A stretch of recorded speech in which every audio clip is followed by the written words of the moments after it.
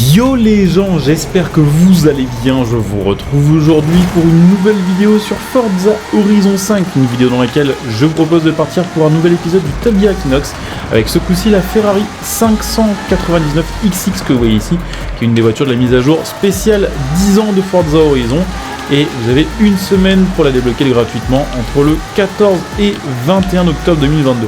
A savoir que cette voiture n'a pas été ajoutée par hasard sur cette mise à jour, puisque cette 599 XX, d'ailleurs ne pas confondre avec la Evo, qui est la version encore au-dessus et qui est déjà présente sur le jeu de base, et bien la raison pour laquelle ils ont choisi ce modèle, je suppose, c'est parce que c'était une des voitures phares de Forza Horizon 1, puisque c'était la voiture du boss Darius Flint. Donc c'est une voiture qui avait marqué d'ailleurs à l'époque, et j'ai l'impression qu'ils ont repris quelques éléments sonores d'ailleurs de Forza Horizon 1, parce que j'ai l'impression qu'elle fait pas du tout le même son que la Evo, et qu'elle fait un son beaucoup plus agressif, beaucoup plus naturel, ce qui est très très cool. D'ailleurs sachez en parlant de Forza Horizon que dans les jours qui arrivent, je vais commencer une série de vidéos qui sera en 5 épisodes, dans laquelle on fera une espèce de petite review voilà, des 5 Forza Horizon, donc 1, 2, 3, 4, 5, on parlera de leurs points positifs, de leurs points négatifs, des choses qui ont pu être marquantes sur ces jeux-là. Donc si ce genre de contenu vous plaît et si ces jeux vous ont marqué, pensez à vous abonner, pensez évidemment à liker, et puis pensez aussi à pourquoi pas venir me follow sur Twitch pour les prochains lives, puisque là aussi on a souvent l'occasion de discuter de plein de trucs, de se remémorer nos souvenirs sur des jeux un petit peu anciens. Donc n'hésitez pas à venir follow via le lien qui est en description, et puis si vous avez Amazon Prime, sachez que vous pouvez me soutenir et soutenir ma chaîne en utilisant votre Twitch Prime sur la chaîne Twitch, ce qui vous fera en plus profiter de plein de petits bonus, et ce qui vous permet de me soutenir gratuitement. Donc n'hésitez pas à jeter un petit coup d'œil.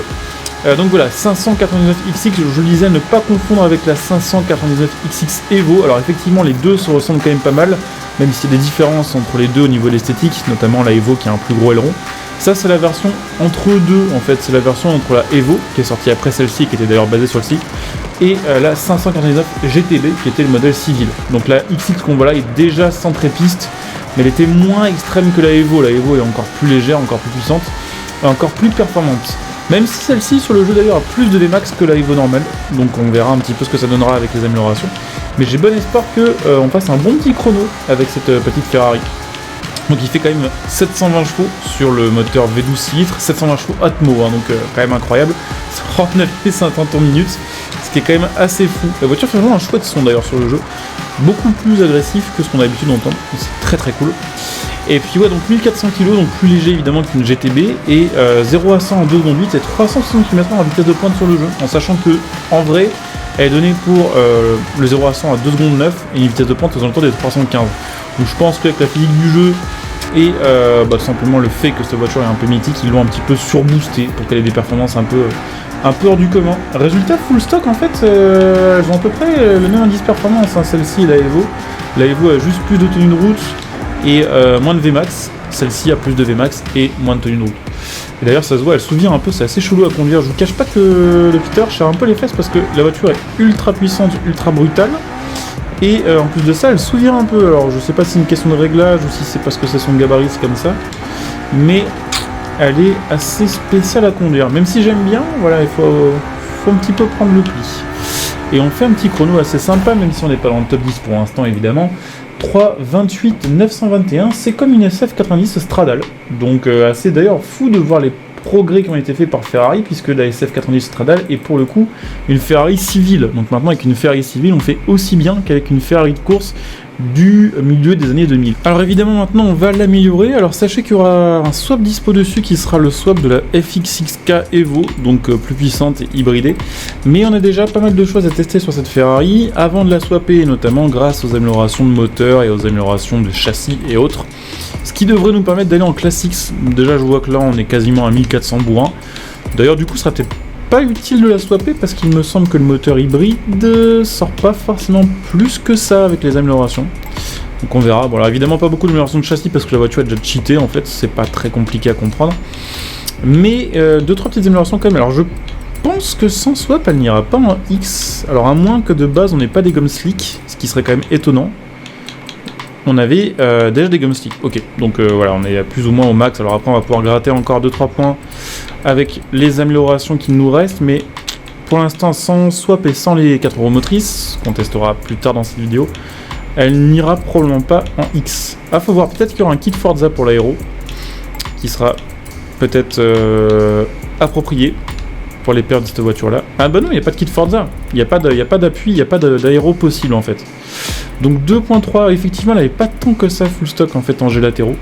Et là on passe à 2.3 et surtout on fait x2 en puissance. Putain, c'est quand même n'importe quoi ça. x2 en puissance avec le même châssis. Je vais regarder les réglages et puis on va aller se la tester de suite sur le circuit. Donc c'est parti pour le deuxième test avec la Ferrari améliorée maintenant, avec beaucoup plus de puissance et puis quelques petits réglages de tenue route. Ça devrait être un peu plus efficace encore, même si bon, du coup celle-ci est quand même bien différente de la Evo. La Evo on a beaucoup plus d'appui que ça.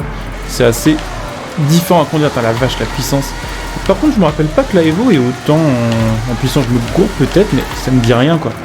Alors par contre t'as la vache, c'est tellement bas, tellement rigide. Dès qu'il y a un obstacle, c'est perte de contrôle instantanée. Et puis on a tellement de puissance que même en 4ème vitesse avec des pneus slick, on burn à 170 km/h. Tout va bien. Donc ça va être un petit peu compliqué à conduire je pense sur toute la section de fin. Je pense qu'on risque d'avoir un peu de difficulté. Putain, ça souvire à mort. C'est assez spécial. Hein. Là pour le coup, on m'attendait pas à un comportement comme ça avec cette voiture là en fait. La Evo est tellement fumée et a été tellement fumée hein, sur Horizon 4 faut le dire. Je m'attendais à autre chose en fait. Je m'attendais à un truc beaucoup plus efficace, vraiment full piste. Enfin, c'est pas que là c'est pas full piste, mais un truc encore plus abusé que ça. Là c'est abusé en fait, on l'aurait eu comme voiture de base de Forza Horizon 5, ils auraient rajouté la Evo après, on aurait peut-être plus apprécié dans ce sens là les performances de cette voiture là. Parce que c'est vrai qu'elle arrache quand même un niveau accélération, par contre on a 390 ici en ayant un réglage plutôt orienté aéro, c'est pas mal du tout, mais c'est tellement rigide et dur à conduire. Genre ça au volant par exemple je ne recommande pas. Bon là par contre sur ligne droite on va gagner clairement du temps je pense sur pas mal d'autres voitures. Puisqu'avec 1400 chevaux et quasiment 430 en Vmax en réglage aéro pourtant, ça devrait le faire. Alors après on n'aura probablement pas 430, quoique, vu l'accélération qu'on a, elle est abusée en fait en accélère. Alors faut que je regarde, peut-être que celle-ci a des possibilités de Vmax qui sont supérieures à la Evo du coup. Parce que la Evo sur ce jeu va vite, mais elle va moins vite que sur Horizon 4. Sur Horizon 4 c'était genre la seule voiture du jeu qui dépassait facilement les 500 km/h. Enfin facilement, ça se faisait. Sur Horizon 5, elle a été nerfée, genre je crois qu'elle atteint 430, 440, ce qui est déjà énorme évidemment. Mais peut-être que cette Evo, enfin cette non-Evo, du coup cette XX classique, peut-être qu'elle hérite du bug de la Evo, ou peut-être qu'en clin d'œil à Horizon 4, ils l'ont surboosté. Je vais checker ça après, même si je ne pense pas très honnêtement, mais on verra. En tout cas, bon, ce qui est sûr, c'est que ces voitures-là, elles ont marqué Forza Horizon et les joueurs, puisque Horizon 1, Darius Flint, et Horizon 4, la 599 XX Evo, donc la version plus de celle-ci, a marqué Horizon 4 puisque c'était la meilleure voiture du jeu, tout simplement, il n'y avait pas photo. C'était la plus rapide, la plus cheatée. Alors après, ça dépendait des catégories évidemment, puisque sur le jeu il n'y avait pas de ranked en X par exemple, mais ça restait une dinguerie. Dinguerie comme en vrai d'ailleurs, la 599 XX et la Evo et toute cette gamme de Ferrari, et toutes les voitures, on va dire comme ça, sportives, track day, interdites de catégorie et interdites aussi de road légal. De route quoi, c'est toujours des voitures de fou, hein. Que ce soit ça, la FXXK, la Corsa, la Zonda R, que ce soit, il me semble que même la Brabham a une version track day aussi, enfin vraiment que des voitures de malade, hein. Et c'est toujours des caisses qui sont très très cool à conduire sur le jeu et qui en vrai sont toujours ultra exclusives, sachant que cette voiture là coûte même pas si cher que ça, enfin à l'époque c'était 1 500 000 $. C'est beaucoup, mais j'ai envie de dire, vu la rareté du truc, ça aurait pu être plus cher en fait. Ça aurait même été presque logique que ce soit encore plus cher que ça. Mais enfin, un chrono qui est bon, mais qui est pas si bon que ça non plus, quand on fait 3.14 820, c'est un peu mieux qu'une Huracan Evo améliorée, donc c'est pas si rapide pour l'instant. Et donc pour finir, petit test avec les 4 roues motrices et le swap. Au final, le swap est un petit peu intéressant, alors pas spécialement pour la puissance, parce qu'on gagne que genre 9 chevaux par rapport à la version sans swap, mais surtout on gagne du poids, on gagne 50 kg avec ce swap, donc c'est plutôt intéressant, sachant qu'en plus ça va permettre de compenser les 50 kg qu'on prend avec les 4 roues motrices. Donc au final on a le même poids, on a juste une voiture un petit peu plus puissante et donc équipée de 4 roues motrices, ce qui va aider sur ce genre de modèle. C'est vrai qu'en général, je le précise toujours quand je fais ce genre de vidéo, mais je préfère 1000 fois une propulsion qu'une 4 roues motrices pour plein de raisons, selon quand même la puissance. On va dire que jusqu'à 700 ou 800 chevaux, les propulsions ça se fait quand même assez bien. Après plus que ça, clairement ça fait trop voilà, pour devoir gérer l'accélération avec une simple petite gâchette où on a une précision qui est quand même assez limitée. Donc pour le coup, voilà, dès qu'il y a des voitures qui font plus de 800 chevaux, je pense que les 4 roues motrices c'est quand même worth it. Ne serait-ce que pour les départs, on va gagner beaucoup de temps et puis même pour la facilité après de maniement. Même si voilà, quelqu'un qui connaît bien sa voiture en propulsion sur le jeu, il aura toujours un avantage sur vous. D'autant plus parce que la WD fait toujours grimper quand même beaucoup l'indice performance pour pas forcément plus de perf, hein. Ça c'est quand même le truc à savoir. On a plus de poids quand même, hein. Ça se sent, enfin ça se sent, c'est un peu différent à conduire. Alors c'est moi qui bloque aussi, les freins sont violents pour freiner. Alors pile poil assez, bon vous savez quoi, on va rewind un peu plus loin, parce que là je pense que c'est simplement mon freinage qui est trop tardif, on va freiner au poteau. Mais par contre les freins sont vraiment ultra sensibles, on bloque pour rien. Genre c'est vraiment des freins ultra puissants, du coup dès qu'on appuie un petit peu trop ça bloque les roues et c'est un peu chiant. Mais bon, on va faire avec. Par contre je préfère clairement le son qu'elle faisait avant le swap. Là il est cool aussi, celui-ci ils l'ont retravaillé sur Horizon 5 par rapport à Horizon 4, genre le son est mieux, voilà, c'est un peu plus sympa, un peu plus agressif. Mais bon, bah le moteur d'avant était vraiment cool niveau son. Là c'est sympa mais sans plus. Après c'est peut-être aussi qu'on est un peu lassé de ce son là, parce que ce son là on l'a quand même sur 4 ou 5 bagnoles sur le jeu. Entre les FXX-K, la Evo, la 549 XX Evo, plus toutes les voitures sur lesquelles on peut swapper ce moteur. Donc ça commence à faire un peu beaucoup. On est passé assez fort là d'ailleurs dans ce virage là, plus fort que tout à l'heure, bizarrement. Je pense que tout à l'heure le métrage était peut-être pas très optimisé. Et puis là on va arriver sur une section où techniquement on devrait gagner pas mal de temps grâce aux 4 roues motrices justement parce qu'on va moins se prendre la tête, mais on va pouvoir bourriner tout le temps au niveau des accélérations et donc probablement gagner un petit peu de temps. Par contre ça s'ouvre un peu, même en ayant réglé plusieurs petites choses, il faudrait prendre le temps de vraiment peaufiner le truc. J'ose pas freiner en fait, je sais qu'elle peut freiner ultra fort cette voiture, mais les freins bloquent tellement, enfin les roues bloquent tellement vite que je me retrouve à freiner hyper tard, parce que je sais que la voiture peut freiner hyper tard, mais à pas freiner assez justement parce que j'ai peur que les roues bloquent, donc c'est un peu casse-couille. Et oui, au fait on est en S2 995, donc on n'est pas en classe X, et cette voiture ne va pas en X, en tout cas j'ai pas trouvé de config pour la monter aussi haut. Et même elle va pas en top S2, donc en soi c'est pas plus intéressant de jouer cette voiture que la Evo. Je pense que vraiment elle est pas si cheatée que ça, elle est rapide hein, évidemment, mais elle est pas fumée, je pense qu'ils l'ont simplement rajouté pour les fanboys de Forza Horizon 1, et pour rajouter un petit peu de diversité. Après, cette voiture aurait clairement pu, peut-être, et dû être une voiture présente sur le jeu de base, hein, plutôt que de la garder sous le coude de leur côté pour la sortir en mise à jour. Ce qui est, pour moi, le problème de cette mise à jour numéro 13, c'est que ça sent vraiment clairement les trucs qui ont été enlevés d'avance pour les ressortir pour la mise à jour. Mais bon, on fait un chrono sympa, 3.09, c'est mieux qu'une Bugatti Divo, voilà, qui est quand même plus moderne que ça. Et c'est un petit peu moins bien qu'une GT OP Edition qui avait été améliorée et qui était assez cheatée pour le coup. En tout cas par rapport à la GT normale. Donc 549 XX rapide, spécialement cheaté, non, légendaire, oui, toujours. Et puis ils sont très cool, j'ai trouvé en tout cas.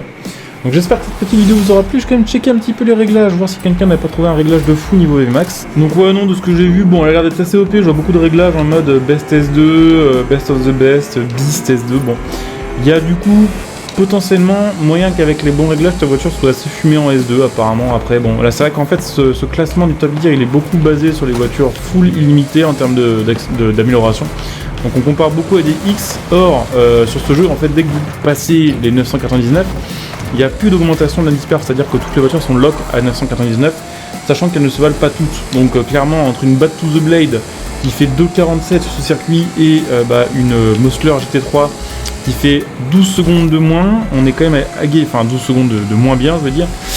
On est à égalité d'indice performance, ce qui veut dire qu'au bout d'un moment, ça ne veut plus rien dire. Je pense que pour les prochains Forza Horizon, la classique, c'est évidemment important de la garder, mais je pense que l'indice performance devrait être calculé au-dessus de 999, même s'il faut mettre 4 chiffres, s'il faut aller à 1000, 1020, 1040.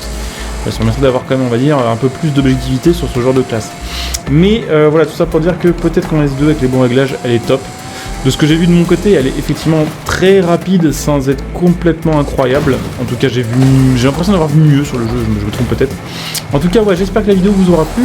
Si c'est le cas, pensez comme d'hab à liker, à venir rejoindre éventuellement la chaîne sur Twitter pour envoyer des petits messages, pour envoyer des news, pour être au courant aussi de mes news et des news de jeux que je partage tout simplement avec vous. Vous pouvez soutenir ma chaîne gratuitement en faisant vos achats à prix réduit en utilisant le lien de soutien sous cette vidéo, mon lien Instant Gaming pour acheter vos jeux, vos cartes d'abonnement et vos DLC, le lien internet pour acheter vos configs PC, sachez que les deux liens sont en description et en tab commentaire. N'hésitez pas à jeter un petit coup d'œil. Et puis évidemment, pour ceux qui souhaitent soutenir la chaîne sur le long terme, vous pouvez devenir des soutiens via le bouton rejoindre cette vidéo, ce qui vous fera évidemment profiter de plein de bonus. Donc je coupe ici, je vous dis à très bientôt. Bonjour à tous, ciao.